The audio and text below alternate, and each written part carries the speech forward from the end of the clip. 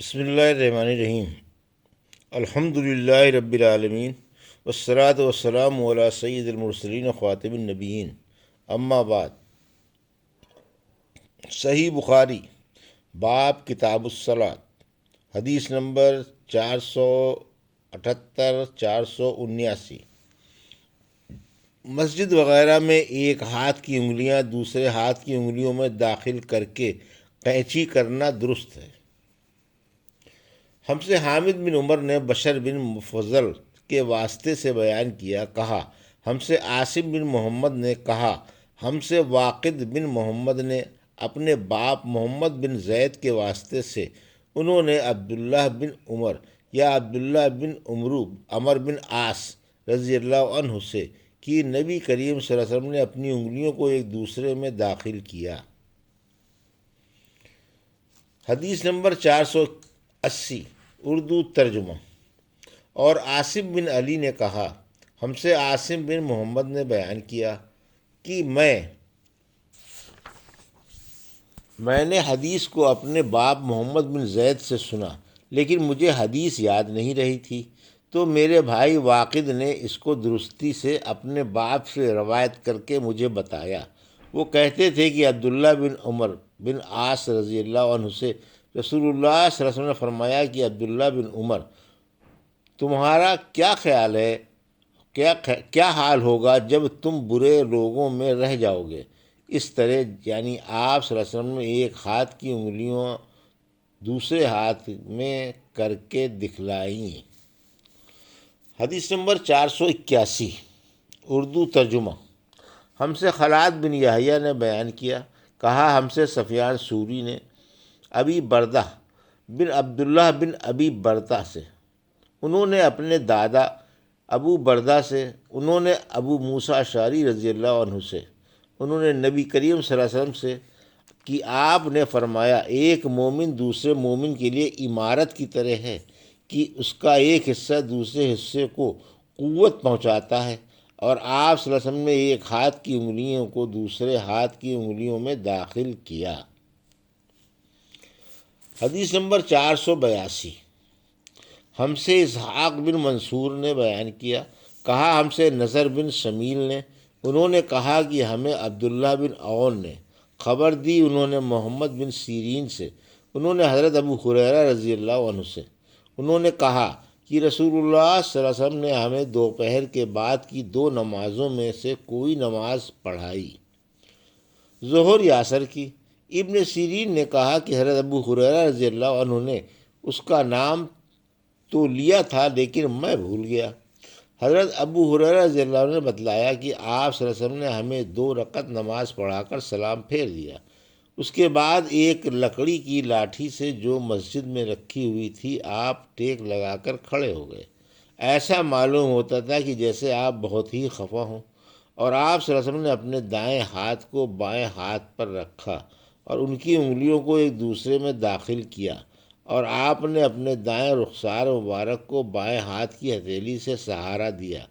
جو لوگ نماز پڑھ کر جلدی نکل جایا کرتے تھے وہ مسجد کے دروازوں سے پار ہو گئے۔ پھر لوگ کہنے لگے کہ کیا نماز کم کر دی گئی ہے؟ حاضرین میں ابو بکر اور عمر رضی اللہ عنہ بھی تھے، لیکن انہیں بھی آپ سے بولنے کی ہمت نہ ہوئی۔ انہی میں ایک شخص تھے جن کے ہاتھ لمبے تھے اور انہیں ذوالدین کہا جاتا تھا۔ انہوں نے پوچھا یا رسول اللہ، کیا آپ بھول گئے یا نماز کم کر دی گئی؟ آپ صلی اللہ علیہ وسلم نے فرمایا نہ میں بھولا ہوں اور نہ نماز میں کوئی کمی ہوئی ہے۔ پھر آپ صلی اللہ علیہ وسلم نے لوگوں سے پوچھا کیا ذوالدین صحیح کہہ رہے ہیں؟ حاضرین بولے کہ جی ہاں۔ یہ سن کر آپ صلی اللہ علیہ وسلم آگے بڑھے اور باقی رکعتیں پڑھیں، پھر سلام پھیرا، پھر تکبیر کہی اور سہو کا سجدہ کیا، معمول کے مطابق یا اس کے بھی طویل، پھر سر اٹھایا اور تکبیر کہی۔ لوگوں نے بار بار ابن سیرین سے پوچھا کہ کیا پھر سلام پھیرا؟ تو وہ جواب دیتے کہ مجھے خبر دی گئی ہے کہ عمران بن حسین کہتے تھے کہ پھر سلام پھیرا۔ حدیث نمبر 483، اردو ترجمہ۔ ان مساجد کا بیان جو مدینے کے راستے میں واقع ہیں اور وہ جگہیں جہاں رسول اللہ صلی اللہ علیہ وسلم نے نماز ادا فرمائی ہے۔ ہم سے محمد بن ابی بکر مقدی نے بیان کیا، کہا ہم سے فضیل بن سلیمان نے، کہا ہم سے موسیٰ بن عقبہ نے، کہا میں نے سالم بن عبداللہ بن عمر رضی اللہ عنہ کو دیکھا کہ وہ مدینے سے مکے تک راستے میں کئی جگہوں کو ڈھونڈ کر وہاں نماز پڑھتے اور کہتے کہ ان کے باپ حضرت عبداللہ بن عمر رضی اللہ عنہ بھی ان مقامات پر نماز پڑھا کرتے تھے، اور انہوں نے رسول اللہ صلی اللہ علیہ وسلم کو ان مقامات پر نماز پڑھتے ہوئے دیکھا ہے۔ اور موسیٰ بن عقبہ نے کہا کہ مجھ سے نافع نے ابن عمر رضی اللہ عنہ کے متعلق بیان کیا کہ وہ ان مقامات پر نماز پڑھا کرتے تھے، اور میں نے سالم سے پوچھا تو مجھے خوب یاد ہے کہ انہوں نے بھی نافع کے بیان کے مطابق ہی تمام مقامات کا ذکر کیا، فقط مقام شرف روحا کی مسجد کے متعلق دونوں نے اختلاف کیا۔ حدیث نمبر 484، اردو ترجمہ۔ ہم سے ابراہیم بن منظر خزائی نے بیان کیا، کہا ہم سے انس بن ایاز نے، کہا ہم سے موسیٰ بن عقبہ نے نافع سے، ان کو عبداللہ بن عمر رضی اللہ عنہ نے خبر دی کہ آن حضرت صلی اللہ علیہ وسلم جب عمرے کے قصد سے تشریف لے گئے اور حجۃ الوداع کے موقع پر جب آپ حج کے لیے نکلے تو آپ صلی اللہ علیہ وسلم نے ذوالحلیفہ میں قیام فرمایا۔ ذوالحلیفہ کی مسجد کے قریب آپ صلی اللہ علیہ وسلم ایک ببول کے درخت کے نیچے اترے، اور جب آپ کسی جہاد سے واپس ہوتے اور راستہ ذوالحلیفہ سے ہو کر گزرتا یا حج یا عمرے سے واپسی ہوتی تو آپ وادی عتیق کے نشیبی علاقے میں اترتے، پھر جب وادی کے نشیب سے اوپر چڑھتے تو وادی کے بالائی کنارے کے اس مشرقی حصے پر پڑاؤ ہوتا جہاں کنکریوں اور ریت کا کشادہ نالہ ہے، یعنی بطحا کے میں۔ یہاں آپ صلی اللہ علیہ وسلم رات کو صبح تک آرام فرماتے۔ یہ مقام اس مسجد کے قریب نہیں ہے جو پتھروں کی بنی ہے، آپ اس ٹیلے پر بھی نہیں ہوتے جس پر مسجد نبوی بنی ہوئی ہے، وہاں ایک گہرا نالہ تھا۔ عبداللہ بن عمر رضی اللہ عنہ وہیں نماز پڑھتے، اس کے نشیب میں ریت کے ٹیلے تھے، اور رسول اللہ صلی اللہ علیہ وسلم وہاں نماز پڑھا کرتے تھے۔ کنکریوں اور ریت کے کشادہ نالے کی طرف سے سیلاب نے آ کر اس جگہ کے آثار و نشانات کو پاٹ دیا ہے جہاں حضرت عبداللہ بن عمر رضی اللہ عنہ نماز پڑھا کرتے تھے۔ حدیث نمبر 485، اور عبداللہ بن عمر رضی اللہ عنہ نے نافع سے یہ بھی بیان کیا کہ نبی کریم صلی اللہ علیہ وسلم نے اس جگہ نماز پڑھی جہاں اب شرف روحا کی مسجد کے قریب ایک چھوٹی مسجد ہے۔ عبداللہ بن عمر اس جگہ کی نشاندہی کرتے تھے جہاں نبی کریم صلی اللہ علیہ وسلم نے نماز پڑھی تھی، کہتے تھے کہ یہاں تمہارے دائیں طرف جب تم مسجد میں قبلہ رو ہو کر نماز پڑھنے کے لیے کھڑے ہوتے ہو، جب تم مدینے سے مکے جاؤ تو یہ چھوٹی سی مسجد راستے کے دائیں جانب پڑتی ہے، اس کے اور بڑی مسجد کے درمیان ایک پتھر کی مار کا فاصلہ ہے یا اس سے کچھ کم زیادہ۔ حدیث نمبر 486، اردو ترجمہ۔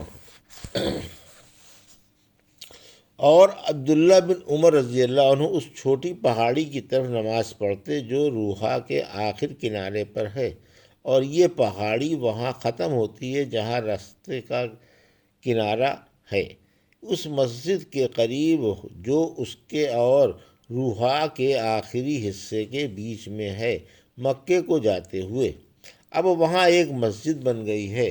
عبداللہ بن عمر رضی اللہ عنہ اس مسجد میں نماز نہیں پڑھتے تھے بلکہ اس کو اپنے بائیں طرف مقابل میں چھوڑ دیتے اور آگے بڑھ کر خود پہاڑی ارق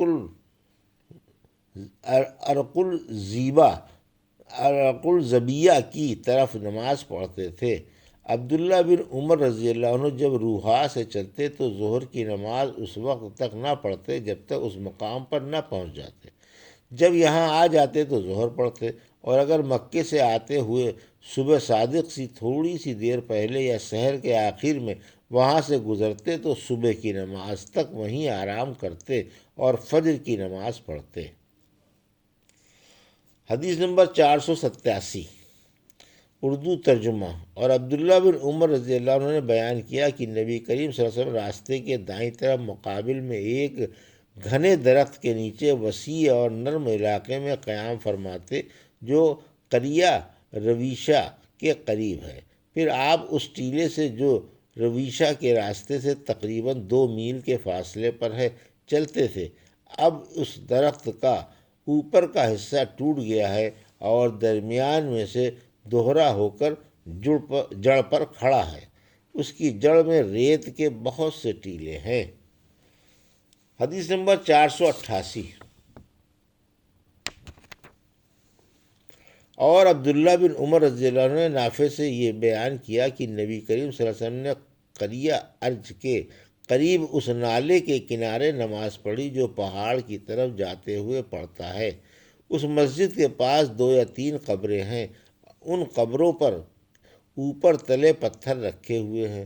راستے کے دائیں جانب ان بڑے پتھروں کے پاس جو راستے میں ہیں ان کے درمیان میں ہو کر نماز پڑھی۔ عبداللہ بن عمر رضی اللہ عنہ قریہ ارج سے سورج ڈھلنے کے بعد چلتے اور ظہر اسی مسجد میں آ کر پڑھا کرتے تھے۔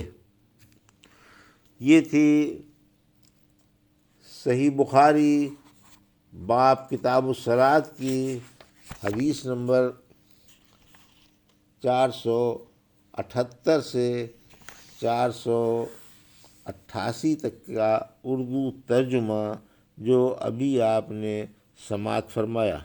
اللہ سے دعا ہے کہ اللہ ہم کو ان حدیثوں کی صحیح سمجھ عطا فرما اور ان پر عمل کرنے کی توفیق عطا فرما، آمین یا رب العالمین۔